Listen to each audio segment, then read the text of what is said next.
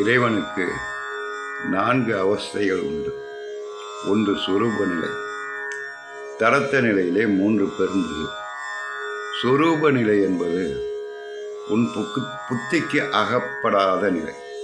என்னத்தான் உன் அறிவை கொண்டும் புத்தியை கொண்டும் தீட்டினாலும் இறைவன் இவன், இவன் பெயர் இது, இன்னரத்தன், இவன்னத்தன் எதையுமே சொல்ல முடியாது.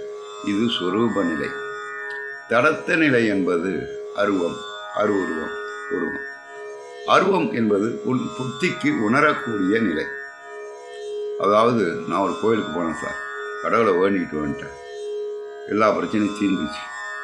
இது உணரக்கூடிய நிலை, இதுதான் அருவம். அருவுருவம் என்பது லிங்கம். உருவமும் இருக்கும், உருவம் மாதிரி தெரியும், ஆனால் உருவமாக இருக்காது. இது லிங்கம். பிறகு உருவம். பல உருவ நிலைகளை வைத்தான்